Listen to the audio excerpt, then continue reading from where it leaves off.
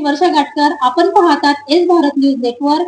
बातमी आहे गडचिरोली जिल्ह्यामधील. पद्धतीमध्ये बदल करून इथल्या शेतकऱ्याला समृद्ध कशी करता येईल, डिमांड सप्लायचा रेशो त्याच्या संदर्भात मी भाषणात बोललो. आपल्या इथला ब्रँड कसा तयार करता येईल आणि गडचिरोलीचं प्रोडक्टची मागणी सर्व ठिकाणी होईल असं क्वालिटी उत्पादन या गडचिरोली जिल्ह्यात घेण्याच्या दृष्टीने शेतकऱ्यांना बिरसा मुंडा कृषी क्रांती योजनेमधून बोरवेल आणि सोलर पंप देण्याच्या संदर्भात असेल किंवा या पद्धतीचा मी उल्लेख केला की मॅपिंग करून लोकांच्या गरजा आयडेंटिफाय करून त्यांना सर्व गोष्टी सॅच्युरेशन मोडमध्ये जायचं. सॅच्युरेशन मोडचा अर्थ की त्यांना प्रत्येक माणसाची जी गरज आहे ते वेगवेगळ्या योजनेतून पूर्ण करायची.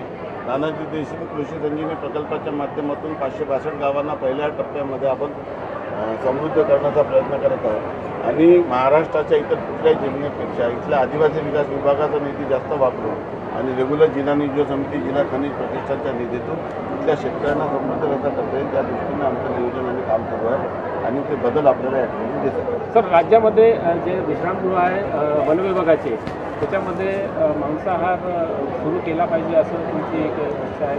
नाही, काय आहे की मोठ्या प्रमाणामध्ये जे पर्यटक येतात ते त्यांची अशी मागणी आहे आणि देशाच्या कुठल्या राज्यात अशी बंदी नाही आहे आणि महाराष्ट्रातही अशी बंदी नव्हती. परंतु मध्यंतरी तत्कालीन वनमंत्र्यांनी दारू आणि मांसाहाराच्या संदर्भात निर्णय केला होता.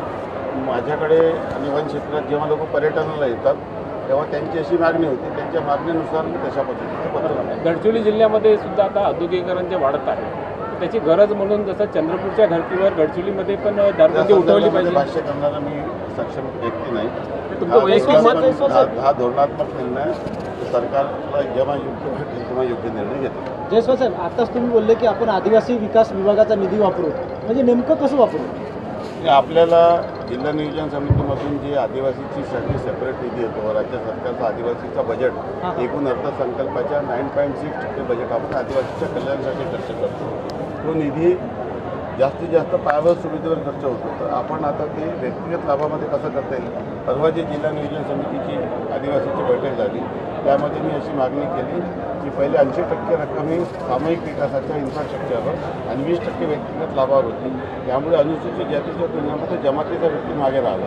त्यामुळे किमान तो रेशो 50-50 करावा अशी मागणी केली. त्याच्या संदर्भामध्ये सकारात्मक निर्णय घेण्याचा आश्वासन मला सन्माननीय आदिवासी मंत्र्यांनी दिलेलं आहे. त्यामुळे आता व्यक्तिगत लाभाच्या योजना आदिवासींसाठी मोठा निधी उपलब्ध होईल आणि त्यातून समाजामध्ये बदल. Thank you sir.